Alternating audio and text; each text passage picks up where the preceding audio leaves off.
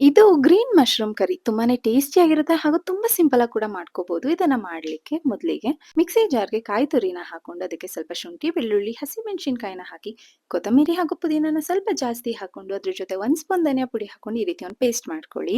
ನಂತರ ಬಾಣಲಿಗೆ ಎಣ್ಣೆ, ತುಪ್ಪ, ಸಾಸಿವೆ, ಈರುಳ್ಳಿ ಹಾಕೊಂಡು ಚೆನ್ನಾಗಿ ಈರುಳ್ಳಿ ಗೋಲ್ಡನ್ ಫ್ರೈ ಆಗಿದ ನಂತರ ಕಟ್ ಮಾಡ್ಕೊಂಡಿರೋಂಥ ಕ್ಯಾಪ್ಸಿಕಮ್‌ನ ಹಾಕೊಂಡು ಅದು ಕೂಡ ಚೆನ್ನಾಗಿ ಫ್ರೈ ಮಾಡ್ಕೊಳ್ಳಿ. ನಂತರ ತೊಳೆದಿರೋ ಮಶ್ರೂಮ್‌ನ ಹಾಕೊಂಡು ನೀಟಾಗಿ ಫ್ರೈ ಮಾಡ್ಕೊಂಡು, ರುಚಿಗೆ ತಕ್ಕಷ್ಟು ಉಪ್ಪನ್ನ ಹಾಕೊಂಡು ಒಂದು ಲಿಡ್ ಕ್ಲೋಸ್ ಮಾಡಿ ಅದನ್ನ ಬೇಯೋದಕ್ಕೆ ಬಿಡಿ. ಮಶ್ರೂಮ್ ನೀರು ಬಿಟ್ಕೊಂಡು ಅದರಲ್ಲೇ ಚೆನ್ನಾಗಿ ಬೆಂದಿದ ನಂತರ ರುಬ್ಬಿರೋಂತಹ ಮಸಾಲೆನ ಹಾಕ್ಬಿಟ್ಟು ಮಸಾಲೆ ಹಾಗೂ ಮಶ್ರೂಮ್ ಚೆನ್ನಾಗಿ ಹೊಂದ್ಕೊಳ್ಳೋಕೆ ಬಿಡಿ. ಮಶ್ರೂಮ್ ಮತ್ತು ಮಸಾಲೆ ಚೆನ್ನಾಗಿ ಹೊಂದ್ಕೊಂಡಿದ ನಂತರ ಕನ್ಸಿಸ್ಟೆನ್ಸಿಗೆ ತಕ್ಕ ಹಾಗೆ ನೀರು, ನಿಂಬೆ ಹಣ್ಣಿನ ರಸನ ಆಡ್ ಮಾಡ್ಕೊಂಡು ಲಾಸ್ಟಲ್ಲಿ ಸ್ವಲ್ಪ ಗರಂ ಮಸಾಲ ಹಾಕೊಂಡ್ರೆ ತುಂಬಾನೇ ಟೇಸ್ಟಿಯಾಗಿರುವಂತಹ ಗ್ರೀನ್ ಮಶ್ರೂಮ್ ಕರಿ ರೆಡಿ ಆಗುತ್ತೆ. ಇದು ಅಕ್ಕಿ ರೊಟ್ಟಿ, ಚಪಾತಿ, ಮುದ್ದೆ, ಅನ್ನ ಎಲ್ಲದಕ್ಕೂ ತುಂಬಾನೇ ಚೆನ್ನಾಗಿರುತ್ತೆ. ನೀವು ಕೂಡ ಈ ರೆಸಿಪಿನ ಒಂದ್ಸಲ ಟ್ರೈ ಮಾಡಿ ನೋಡಿ.